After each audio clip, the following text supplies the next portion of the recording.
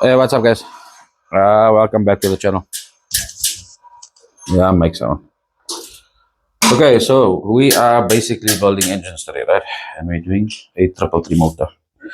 So it is 9:30 on a Wednesday night. Myself, Debra, Halton. Halton is busy with the specialty, so that's the electrical side on it. Myself and Debs are in the engine room. So Debs is busy putting together. Debs, say what's it? So Debs is basically putting together the sub-assembly. You put the sub-assembly together. We're building two motors. We'll get the heads on and then I'll start taking over with the hanging parts basically, right? So let's go. Okay, so we're just doing basically a check on it. We're basically doing a final torque on the motor.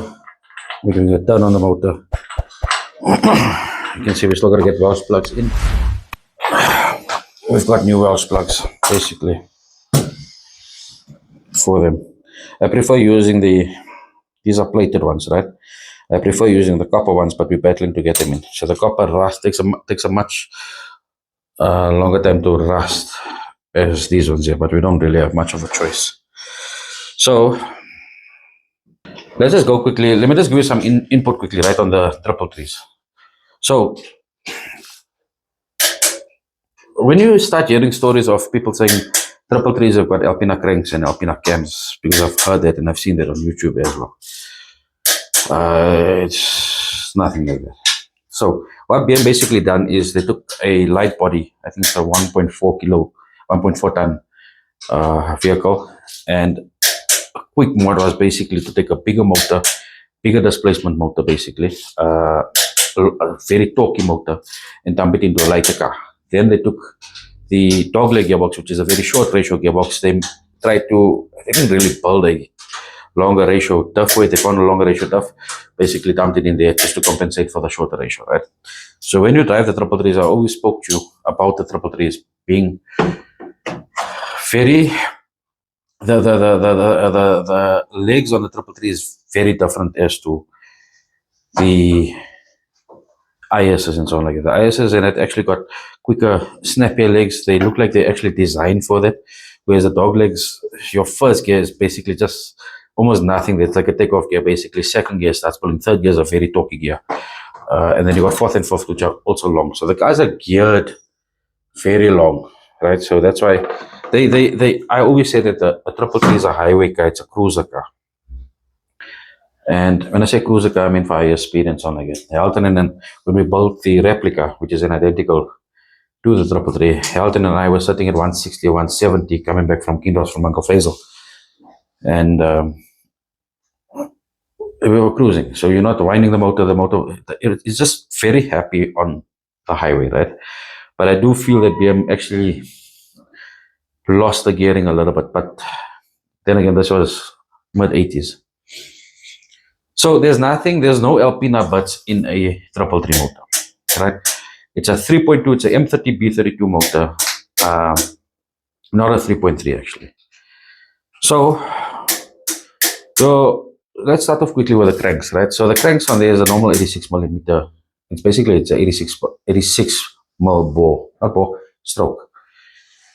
Right, so the cranks on those, I think it's a 135 millimeter rod on it with an 89 millimeter piston. Valves are, I can't remember the exact sizes now. Valves are, I think, I can't remember the sizes of the valves. Let me check on my data sheet here quickly. So, okay, valves, basically exhaust valves are sitting at, or intake valves are sitting at 46 millimeter, and the exhaust valves basically at 38 millimeter, right? So you look at the head of a 3.2 or the 733 motors basically, right? It's actually a wider chamber head, meaning it's actually a low compression motor. So if I'm not mistaken, the compression ratios on these motors were 8.8 to 1, right? Which 8.8 to 1 back then is low enough to slap a turbo on it and actually boost it a little bit, and you won't have any issues. So I think you know, back then when we used to boost the turbo motor, right? I'm not talking about what they do these days. I don't even know what compressions they run. But basically, when the 1400 still came out with the 20 motors, I remember your happy compression ratio of about 8.5 to 1, and you could boost decently about 1.2 bar 1.2 to 1.5 bar safely with whatever fuel. So 8.8 to 1 is fairly low, right? So everybody complains about the 333s and how gefrekt they are, how sluggish they are, how these guys are such duds.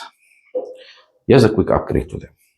So we keep the 3.2 crank, which is basically the same or very similar to the 535 crank. Both the 3.2s and the 3.5s have 86 millimeter strokes.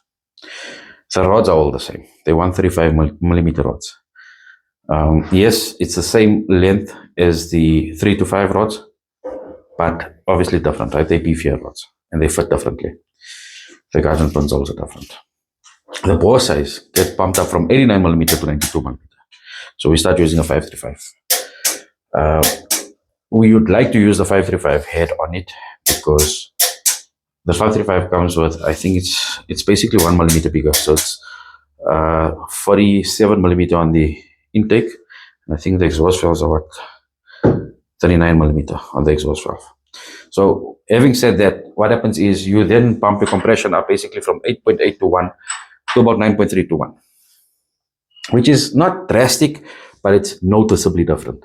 So when I say noticeably different, I felt the difference.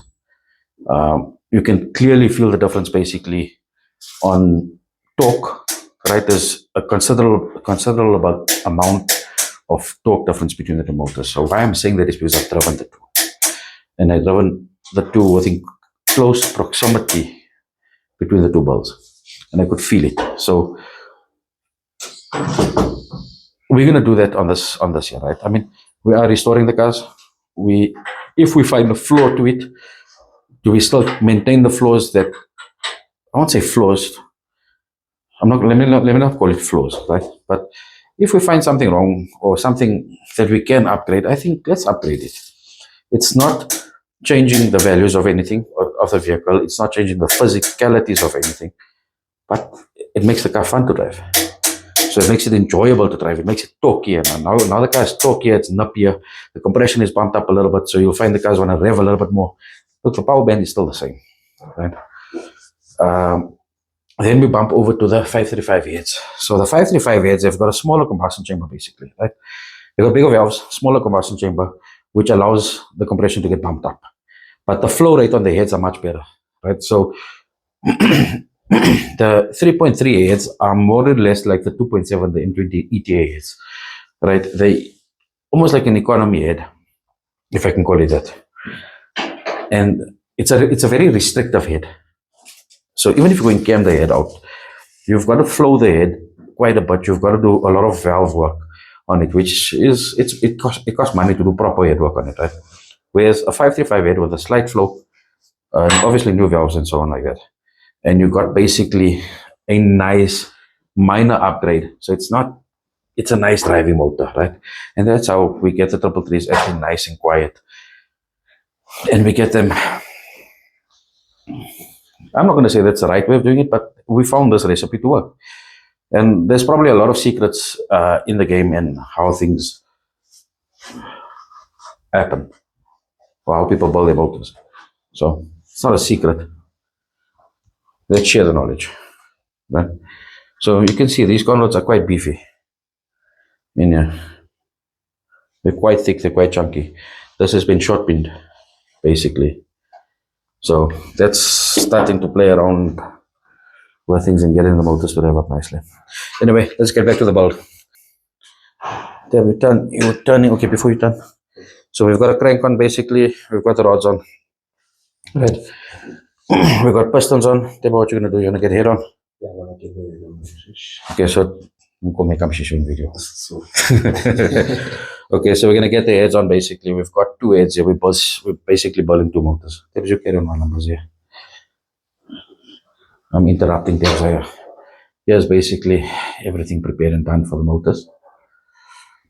Alright, so heads are all here.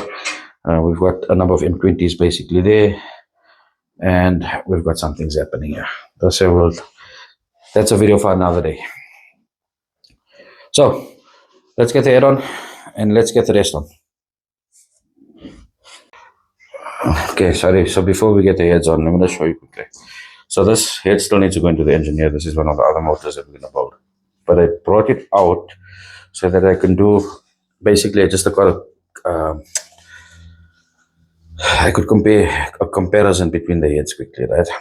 And you can see the heads are back from engineers. Basically this one, that one is back from engineers. Our guys done a good job at it. We've done a light flow on it. It's a very light flow on it, but it actually looks quite good. Yeah. This one here is actually flown a little bit more, but it's quite good. So new valves, they seated properly.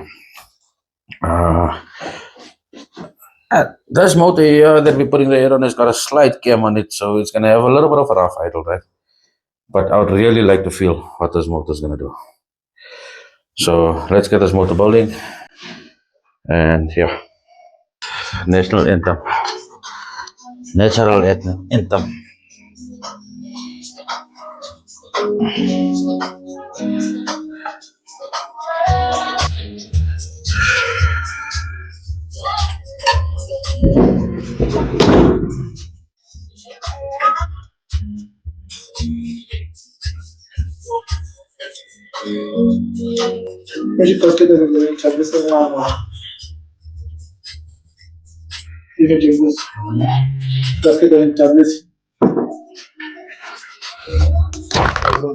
One breath. No, I'm not going to put oil in the gasket.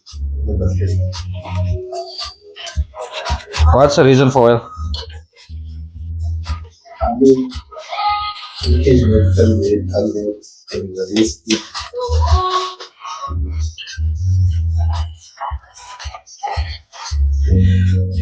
I think what we must try and get out of that habit, nah? That mindset.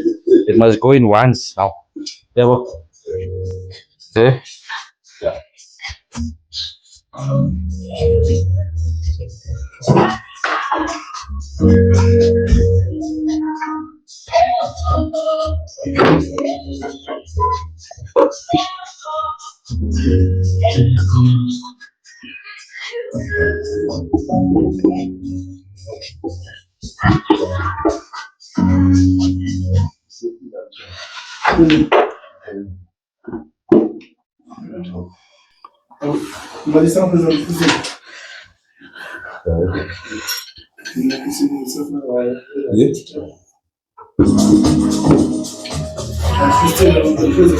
I'll turn it now. Where's the marker now?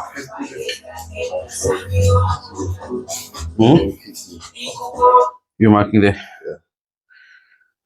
Number 6. So we're up now. Number 1 is up, yeah. Number 1 is B. Number 1 is 6. Double check it for me. Yeah. Number 1 is up.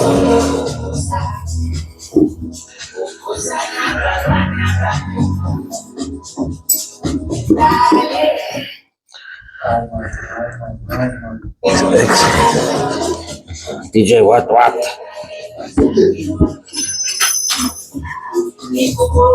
DJ, what?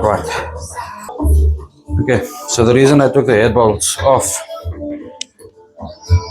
now and I took the head back off is because I felt 2 bolts getting tight. So one is that it could have been just that on the threads, but what I wanted to double check is take the bolts out, take the head off quickly and just have a look in the threads. What happens is if there's any sort of moisture, any sort of water, any sort of dirt in the thread, if it falls to the bottom, we have something that calls bottoming out, meaning that it feels like the bolt is getting tight, but it's actually that the bolt has got nowhere to go. So if we end up talking, what happens is you start developing a crack from a head bolt to your water jackets, and we've encountered that before. I'm not going to mention how it happened, but it's the first motor that we actually didn't build, and that occurred. So we're very wary of it because we tend just to we tend to crack a block as fast as it.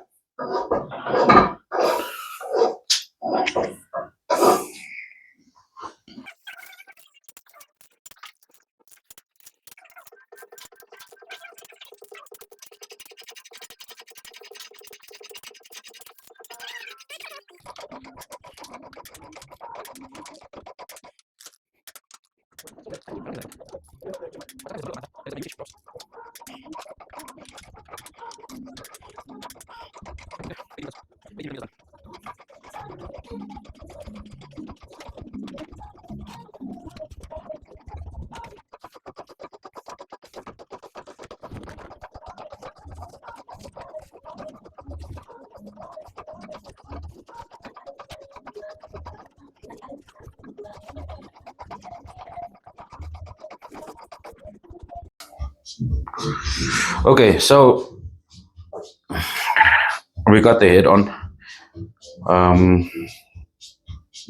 Let me just go through this again with you. So I'm just gonna repeat what I said now, right? I had to take the head back off quickly, and there's a term called bottoming out. So bottoming out means if you're putting a bolt into your insert, right, or your bolt hole, your threaded hole, if there's any liquid at the bottom or any dirt at the bottom, it'll give you a feeling of almost as if the bolt is getting tight, and you would basically think that you at your end with a bolt and you're ready to tighten and torque. In the meantime, that bolt is actually at a certain point where it's got nowhere else to go, right? Because it's pressing on the liquid at the bottom, it's pressing on the dirt at the bottom. And you got a false sensation of it being tight or of it being to its limit, and you start torquing it. The bolt can't go anywhere, the dirt can't go anywhere, so it finds the next softer spot, which will be on the block out to the water jackets. And the blocks normally crack out through there. So it's quite a common symptom. Not symptom, it's quite a common thing to happen, especially if you're building fast. And if you don't understand that, number one, because the guys come and they'll clean your block out, you'll wash your block, the block looks good. Especially if you're hosing it and it doesn't dry, or you're using some sort of spray chemical you use in there. Anyway, that's done. Then, so Debo's on this side here, he's looking good. Debo, do you want to say anything on video? No, You're good. I'm good, brother. So we picked up a couple of issues on the timing chains, right? Very small, stupid things, but we actually got that seen too. So my motor, I got my timing chain on. I'm still gonna get my oil filter housing on. I'm gonna get my valve plugs in. Debs has got these valve plugs in already. On that side there, he's looking good. He's making much more progress. But I've got to, I get carried away when I've got to run the business and. So let me just go through this quickly. Our alternators are done. They look very good. Power steering pumps are done. Alternators are done. So this here goes through its own process. There's no spray paint over this here, right? There's no spray paint over this here. It goes through our cleaning process, which is this is an empty alternator casing, the front casing. This is an empty power steering front casing. Our throttles get done as well. So look at the detail involved in it. So I still got to clean up my TPS more. But look at the detail in it. They'll just ask like what to do with that place. Okay, I don't want to really touch. Right. Sorry about that. That's our mics. So it goes through a special cleaning process. I won't say a special cleaning process, but it goes through a couple of cleaning processes. One is the degreasing. Second, yes, we do blast, but we've got 3 forms of blasting. So that's a little bit. I'm gonna call it our IP, but it's a special way of just getting it to the texture we want to get it to, and so on. The beauty part about this is it doesn't dust doesn't sit onto it. Dust doesn't hold onto it. So if it does get dirty, there is chemicals that you can use to clean it. And Sonex has got some good chemicals for that as well. Part of the the materials that we use, right, or materials, our consumables that we use, is basically only worth, right, and our tools are worth. So have a look here. Get my tool cabinet set up. One day is one day. One day is one day. Right. With my vernier is the only ironed off item. Yes. Where's your tray? Right? Your tray? Yes. Oh, okay. Debs has also got his worth kit, but it's not in his tray. And then our consumables are basically all worth items. So why I mention why I here now is that it's not, we try and use, it's not that it's expensive products that we want to use. Worth is known for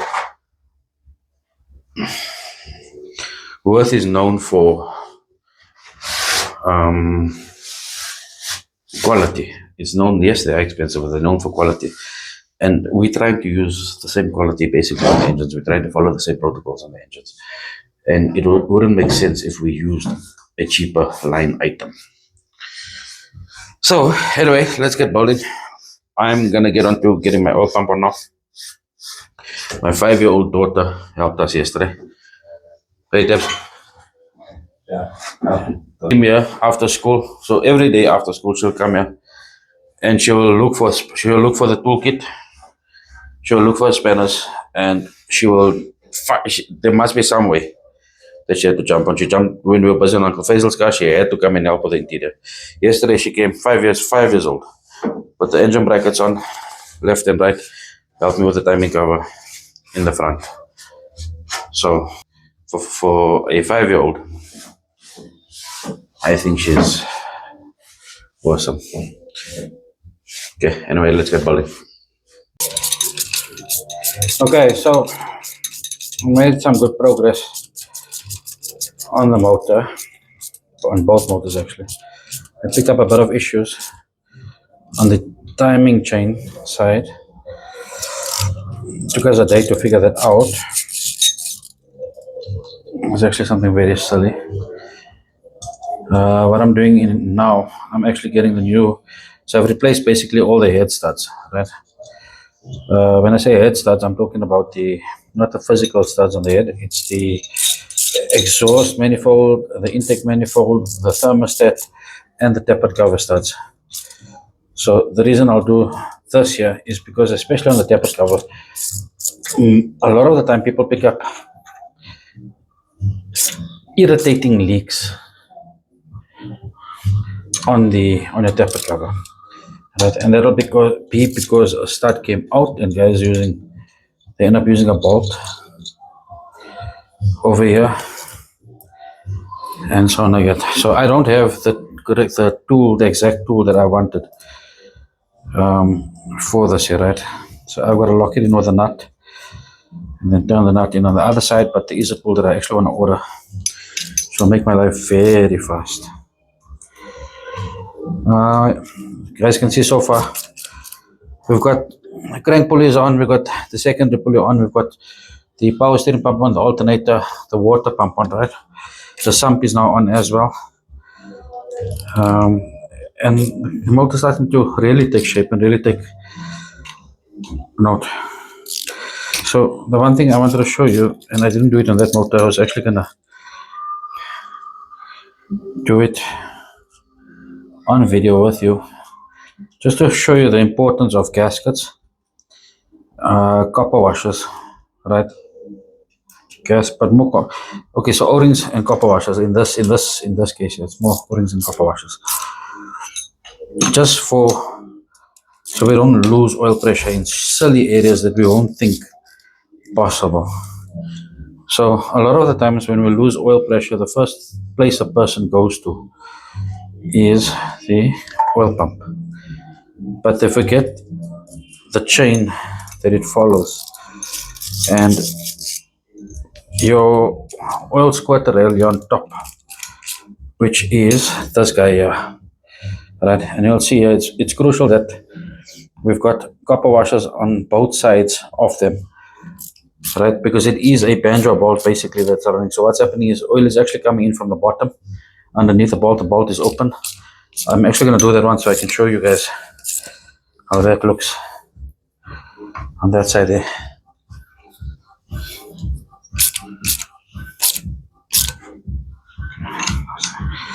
That's my cue. So if I had a tool that I wanted, it's a thread locking tool, right? And it would have been so much faster. Yeah. Now we're going through the whole. Now we're going through the whole phase of making sure that all the nitty gritties are on the motor, right? So there's a couple of clips that's needed, and it's silly clips here and there, and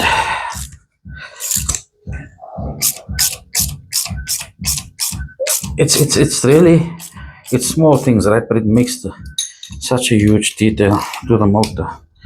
And hopefully by the end of the video I'll have them all on. If I don't have them on by the end of the video,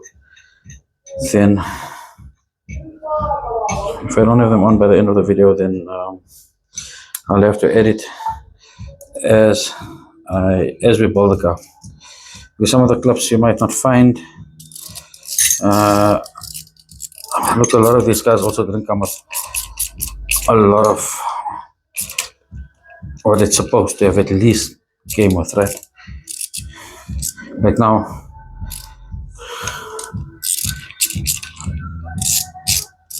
sorry. Now let's get the Samo in here and see what's going on with the stud.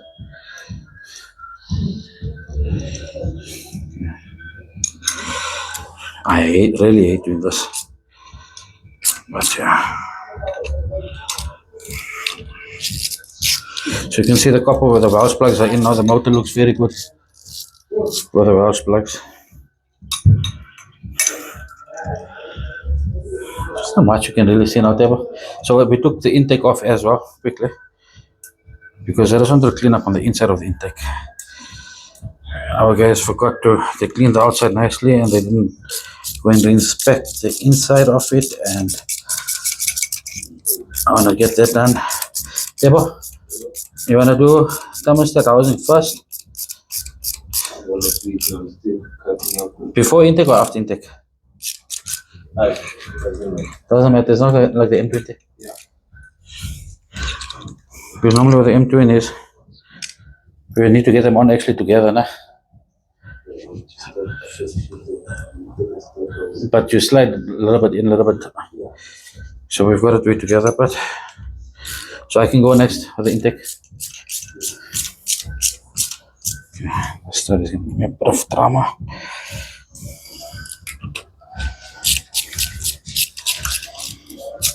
We're gonna lock up early or? Sorry. Yeah, we're gonna lock up early. Sorry, I didn't. Yeah, normal time. Oh, okay. I think the whole of You're gonna stay there. I want to stay there. no. Okay. Sorry, do I catch you there? Yeah, you're on video there. Okay. Looks like it's busy recording you there. So the whole of last week we had a late week, and I think we're just exhausted.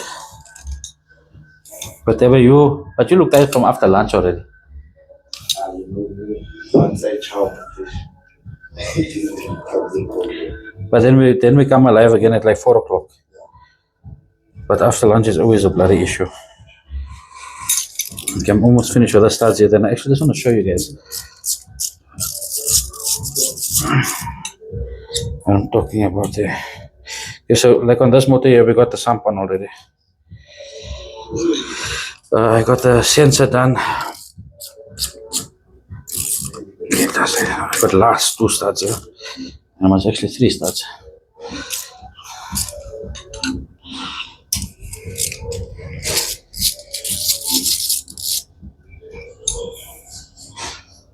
It's actually such a nice vibe going on in the shop.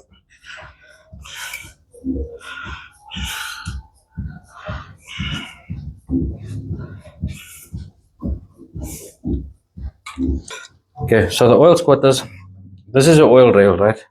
Basically squatting downwards into the journals, and this is the journals. You're not going to see exactly where the journals are. So part of building a motor is always, it's crucial to acid dip items. Now obviously a cylinder head you can't go and acid dip it, right? Because it will start reacting in there. Okay.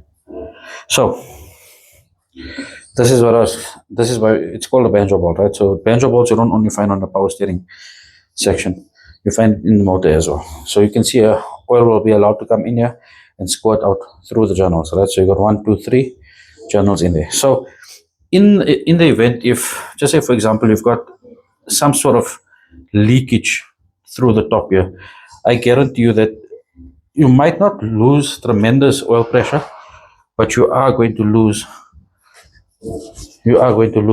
oil pressure in there.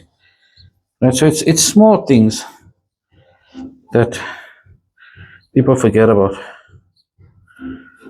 And you can see, look at this washer, for example. This has probably been taken off a good few times. This washer has collapsed. Alright, so we'd like to replace them.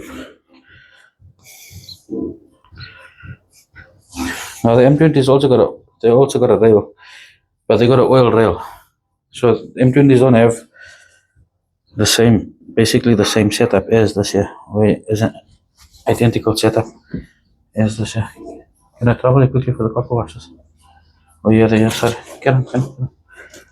You see, when Tebza works, it's very quiet. That's why he's in depression. Talk! Even when Elton's there, you'll hear Elton talking, and Tebza's just quiet. He's probably swearing us while we're talking to him. Okay, so this is what we actually want to do. Right, and we want to get a washer on nice and snug, basically closing up on the ball side. And you can see here, we've got a little bit of lap on the X on the side of it. So I want to get 4 of these guys out.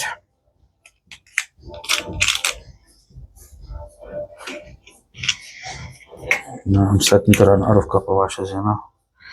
See, this is too small.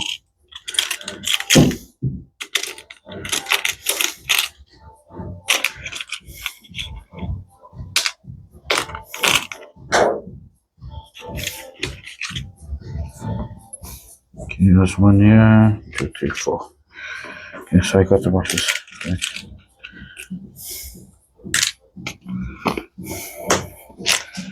Okay, so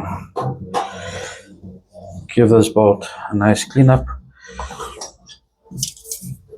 Sonex. So people don't even know this is available from Sonex, but it's basically a braking part cleaner, right? So it's quite pricey, but it works wonders as well. So basically just to clean up and decontaminate whatever you'll find in the bolt.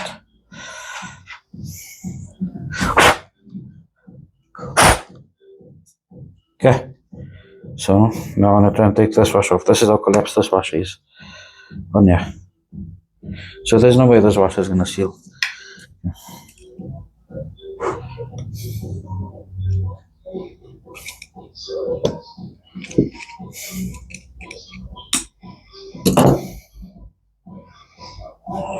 And this is the wrong washer.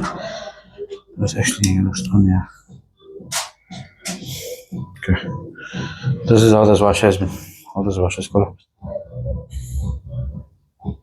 See, it's actually distorted. S2, S2, S2, S2.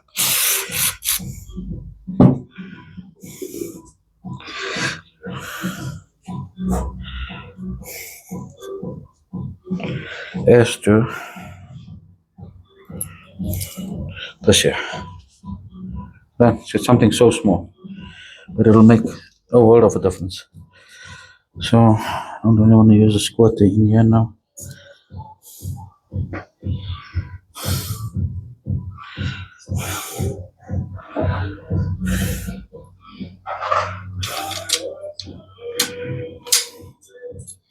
So Tabs and I are myself, Tabs and Elton actually. We had a nice long week last week. Okay? But we actually got a lack of vibe going in the shop. Hey, Tips.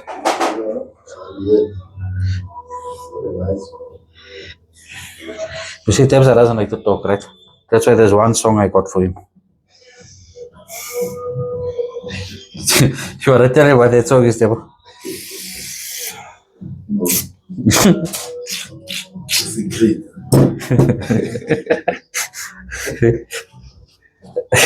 One day is one day, right? One day is one day. I'll tell you what that song is I play for him. Okay, so next one on. Then what we're gonna do is, I'm gonna give it. Just remember, I'm using a mini ratchet, so I don't have to worry too much about torque. But I'm not torquing it. And so another tool that you can use is the worth. Yeah, Brandon, you might as well come in the video. Maybe it's still upstairs. You wanna go check? Check upstairs. Maybe it's still there. But I remember giving it to you. It was a pack of 4 or 5. All right. Why are you laughing, Brandon? Tibbs is laughing at you. No, Brandon does not want to be on video. So, okay, so I'm gonna torque it down. So we got our mini torque wrench. This is very handy. Okay, so we're at 16 newtons here. Right, I'm gonna torque it at about 8 newtons first. No, I can torque it out at about 10 newtons.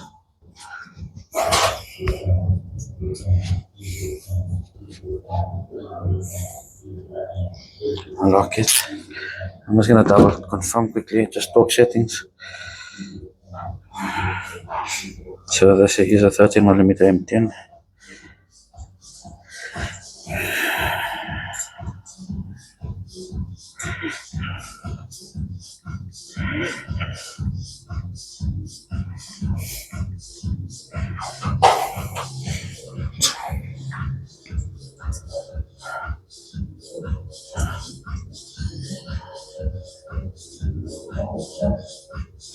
So they say E is not an 8.8, it's not a high tensile, there's a 4.4, so 8.8, they say 8.8 about 20 to 30, and so I'll go 15 to 20.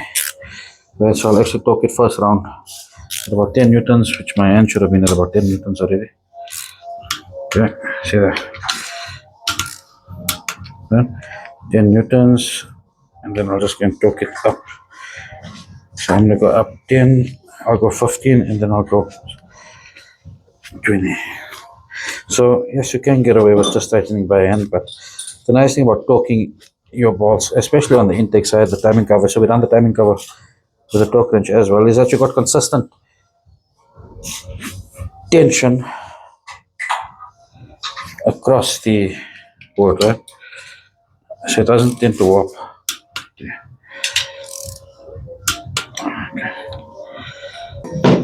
Right, so we got it torqued down.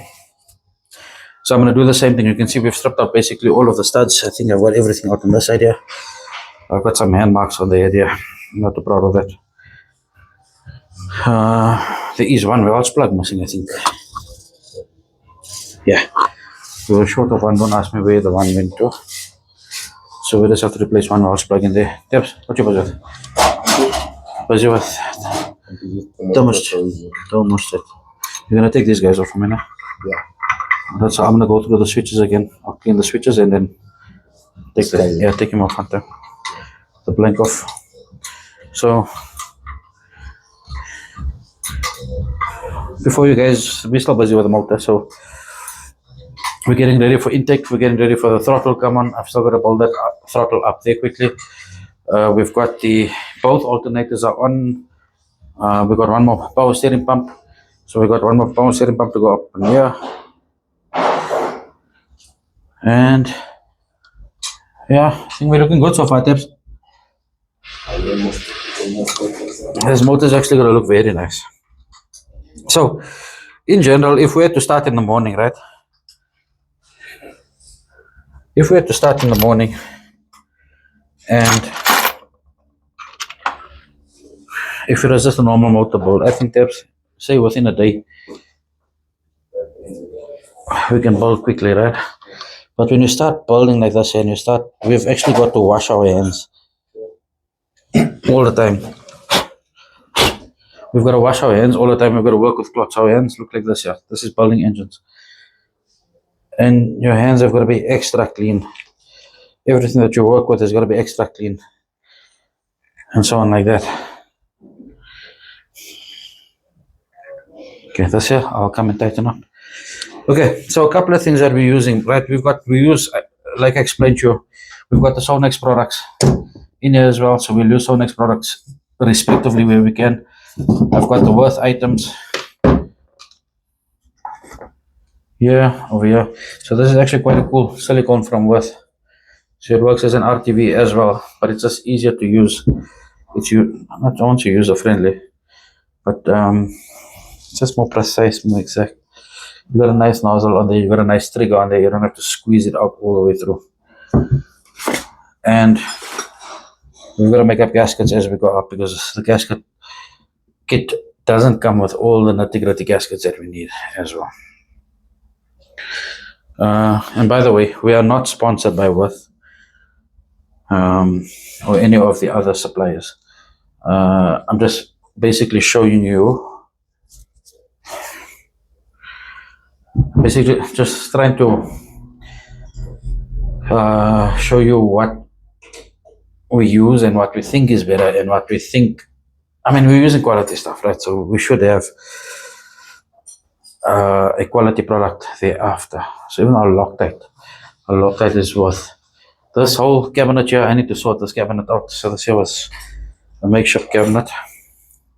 Worth Loctite is quite lekker. Right, and I prefer the tools, man. It's just nice and held.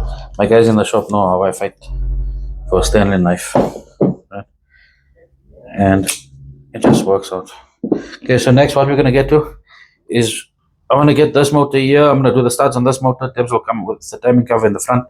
We've got the rotor being cleaned up. We've got the new, I don't know if we're going with new distributor caps on here. I think we've got quite good ones.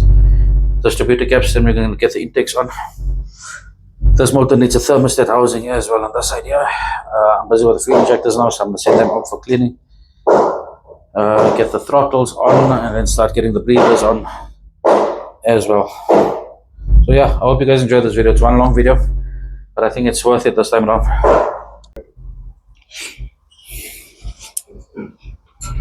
Okay, so I should have shown you guys this here, but anyway, so we've got the injector rail on now. The injectors, we got new O-rings on them. Basically, injectors are tested out, cleaned out. I prefer making these clips here gold, even though from factory they come black, but I think it's a nice breakout between the black rail, the gold bolts. We've got our washers at the bottom here, the gold injector locks.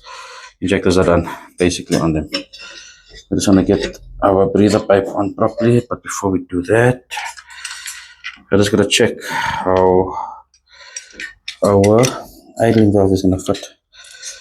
So remember, I don't work on 333s every day. So the idling valve, okay, this is for, I'll get it on now. The idling valve is going to take a size 10 as well. You want to get washers onto them. So we're fairly done with this motor. There's a lot of stuff that's going to come in afterwards. Deb's is busy with the branches now. Oh shit. This here.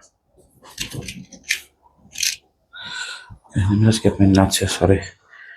It's too thin nuts. So I want to get a nut with a washer on it. Right, am I going to use these ones here? Atul is again wanting to be on video. Atul is missing. No, I don't like that. Atul is missing the painting side of things. Just come here 1 minute. Okay, so I'm going to get a washer on here as well. So the idling valve works differently to the M20s. Right, this is still the old system. So just remember how this thing plugs in now. Yeah. Nope, it doesn't sit like that. So I stand corrected, but I might have to turn it around.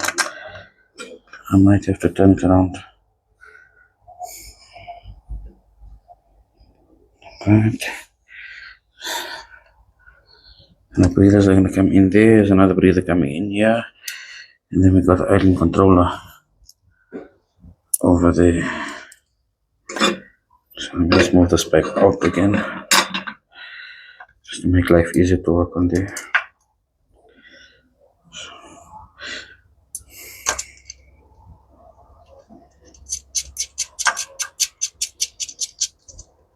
Okay, I'm going to block that now.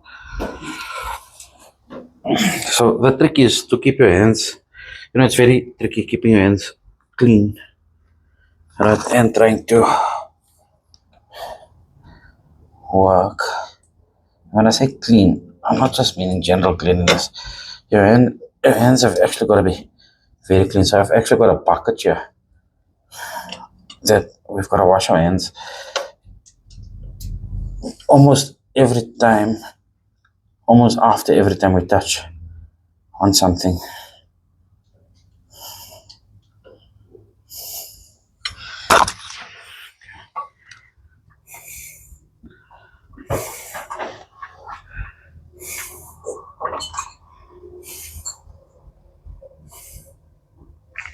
Okay, so I'll get it on now.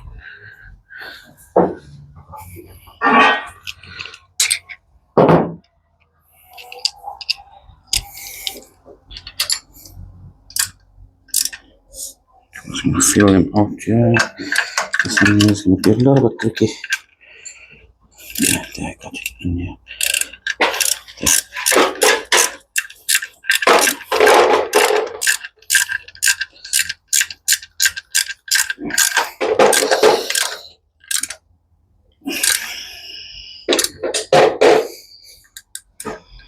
Okay, so we still got to look out basically for.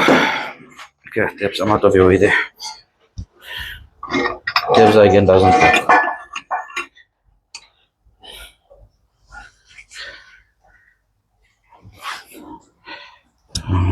Just get washes onto this guy. We do have washes on.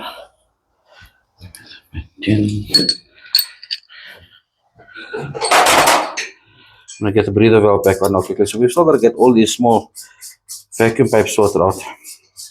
And this is stuff you can't really go and purchase over the counter, you know what I'm saying? So we've got to get the fuel pressure regulator done as well. So what I want to do is we first got to have that tested out nicely. And just make sure that the diaphragm is moving back and forth. And also that the diaphragm is not too loose on them. So I don't have a certain way of testing it. I don't really prefer buying the aftermarket ones. I prefer using the original ones from BM.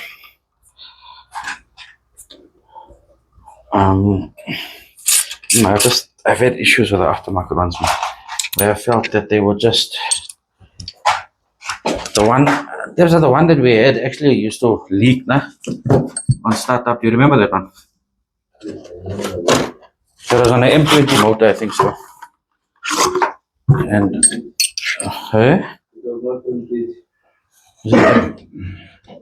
which M30 was it?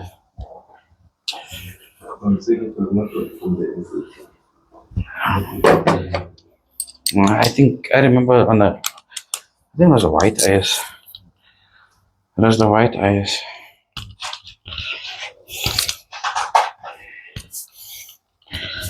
So there's a couple of clips on the 333 motors that I've still got to go through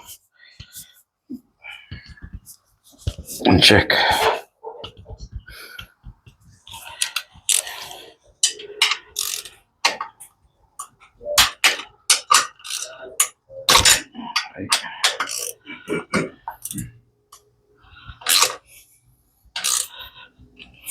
It's getting it on like this is the ratchet with a torque wrench. I mean the extension torque wrench.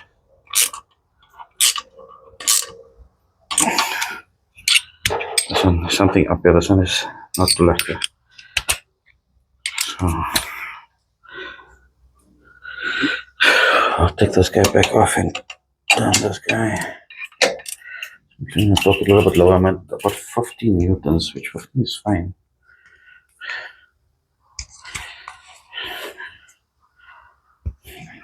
About 30 newtons.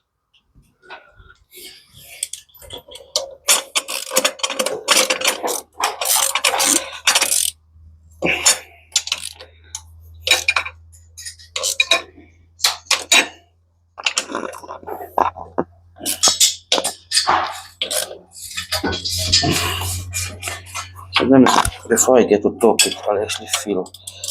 And I don't like.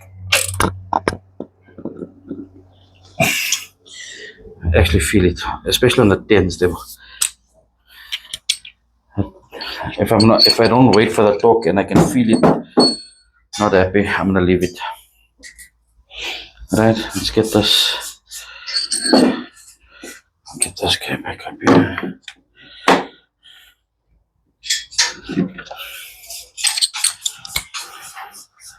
I'm gonna put my ratchet back.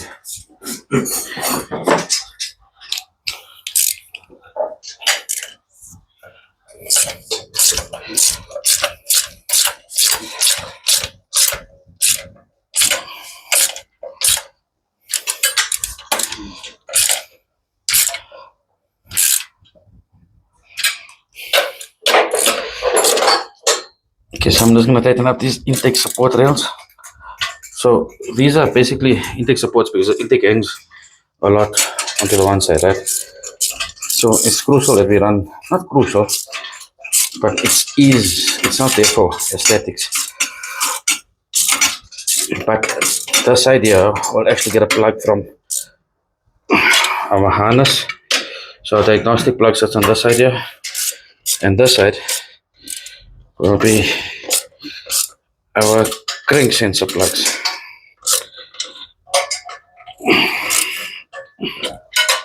That's so tight. Okay, then here you normally take, on a normal M30, on the back of the head, you'll normally take a oil temperature switch, right? Sorry, you'll take an oil light switch. In this case here, we're taking the oil pressure switch here for the vent gauge. Taking the oil pressure switch for the vent gauge. Okay, so the water pipes, and we're not going to get to now, right? Water pipes, we're not going to get to now.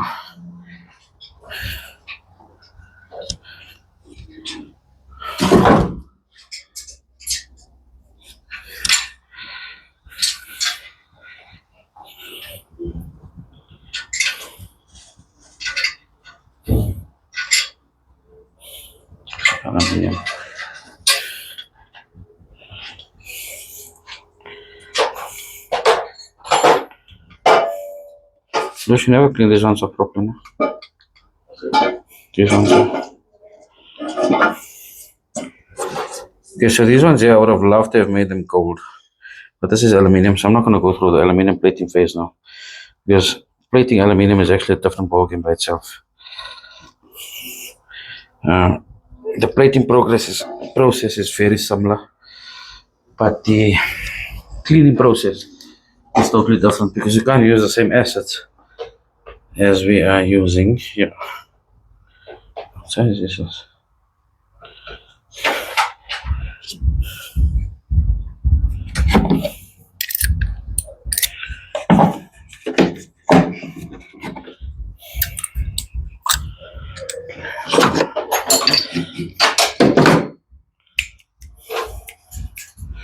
Here's the jar.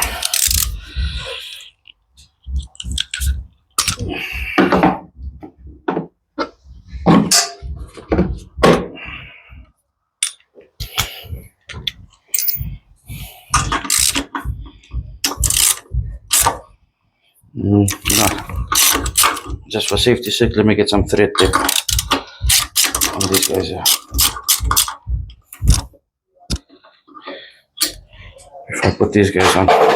So you might have air leaks coming through the threads onto the manifold quickly. I'll get some thread tape onto it now, and then I'll put that on.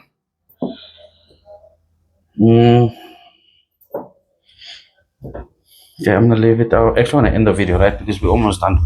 So we'll do rest of the video, but I want to show you guys how it looks with the exhaust manifold on, with the branches. Bogey cords will go on later.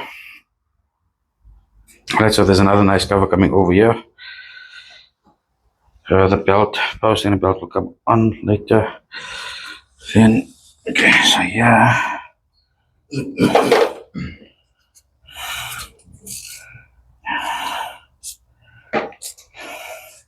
Let's just see where this clip goes here. This is something else that I've got to check for now. So there are clips that go onto your engine mountings, if I remember correctly. And then there's another clip that comes over here that holds your, I think it's the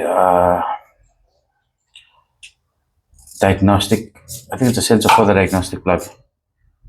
In there, my terminology can be wrong. Starter's gonna come on. I think we're about good here. Basically good enough for the motor to come off the stand. Right? So there's vacuum pipes that I want to get. Okay, but I think we're good enough to get off the stand, and then we can get these guys on here nicely. We can start with the breather pipes. Hey, Tips. But we're good enough to get the motor off the stand now. Alright, so that motor there, that one there, we still got the tappet cover to go on, we still got the distributor cap to go on. The sumps are basically on, the oil pumps are on now. The power steering pumps, I've got them stripped up. This one is stripped up here still, so that's got to go on. I'm busy with this injector earlier. So injectors, there's a difference between injectors. So you get the brown ones that I'm not too sure on the specs. I'll actually check the specs out on them. You got the orange ones. These are your common ones from your E30 4535, which can work, but preference is to get the, we call them just the brown injectors. And then you get a black one from the, I think it's the E30, can be the E23s. It's one of the 535s, and it can be the E28 535. We don't really actually like using them. Right? They don't, the pulse rate we find a little bit different. Okay, so the sun is in my eyes here. Okay, so we're going to end the video up now, right? So motor came out good. The second motor we're still busy with, but I'm not going to drag it on because I actually want to show you. I want to send the video out. I haven't had content out in about 2 weeks. Sorry, I thought my phone was ringing. But yeah, so this is how she looks, basically, as we went through the build. So from our power steering pumps, when we say they rebuilt, you can see they are rebuilt, right? However, a secret between me and you, I think this is an M20 pump, right? Because of our lining up from here to that pulley there. However, it's fine. I've got the other pumps here. We'll just rebuild it and put it in. That's why we haven't put the belt up. So, and the M20 pumps and the M30 pumps look very identical. We've actually got others done here as well, like I showed you guys before. We've got others done here, but they're all M20s. So, alternator has been completely rebuilt. So, we've got new brushes in there. We've got new bushers in there. We've got new bearings in there. They've been tested. It's tested out and sorted. Right. I prefer using the Bosch regulators as to the aftermarket ones, and I try and replace the brushes on them. Oil filter housing, we've got the oil cooler pipes coming up there. We are missing clips on the where's this clip now? Okay, I'll show it to you now. On the engine brackets, right, that basically just supports your oil level sensor. Right, but if okay, I'm gonna turn the motor on for you. So, right, oil level sensor, water pump, new water pump on them. The damper pulleys we left black, and we went with the secondary pulley. We always make that gold, and I think it's a nice signature move with it. So we got the black on the alternator, the crank pulley, and the distributor cap. Remember, we're still gonna have the bogey cord protector over there. Then we come through to the thermostat housing. Look at the colors that we played with. So we're not buttered. This is just that I can clean up here. Right, and it's not buttered or anything of the sort. So it's actually a little or slight butting, but it's not broken off. So it is usable. The temperature switches I want to try and keep to the original ones. Even if they are gone, I prefer using the used originals. Injectors are basically back together. Look at the breakdown on this here now. The color breakage onto it. So this is an accelerated bracket. Your cable comes through here, basically through to the throttle. That'll go on when the motor's on the car. All the breather pipes in that we'll sort out closer, but I need to get the motor off the stand now so I can get building the third one. And then these studs here, we're just gonna get this stud here is basically just for your harness. It's a small clamp that comes over your harness, rests basically on there, and then these two studs to come on, that's for your bogey cord holder. Branches, for now we're going to go with the TNT branch.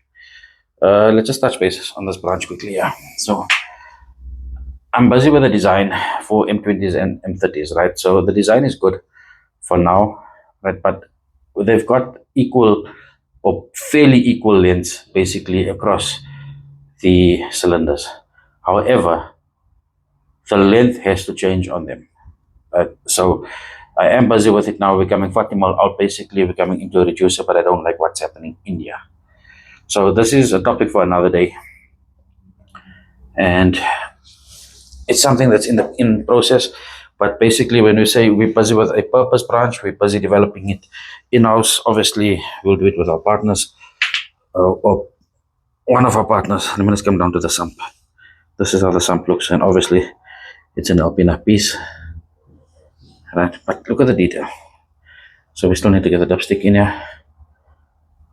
But the detail is good. So the valve plugs, I told you, the 45 mil valve plugs on there, a little bit of a mission to get, but it's worth the wait. Okay, so here, what has happened here is that the threads are stripped in here. So I've got to literally pull back out, clean out. I can do it on here, but I need to pull back out to get all the filings out in the intake. Sorry, my hand was on there. Okay, guys, so let me know what you think. Right, you guys saw the build. It's taken a couple of days. So engine build is basically very fast, but getting it done to a point of how we'd like to and going into the detail of it, that's where the time goes. So let me know what you guys think. Drop a comment, and I hope you guys enjoyed this content today. Stay tuned for the next few episodes. I'm going to try and do more like this here, where it's not just short snippets. Guys, enjoy. Let me know what you guys think, and cheers.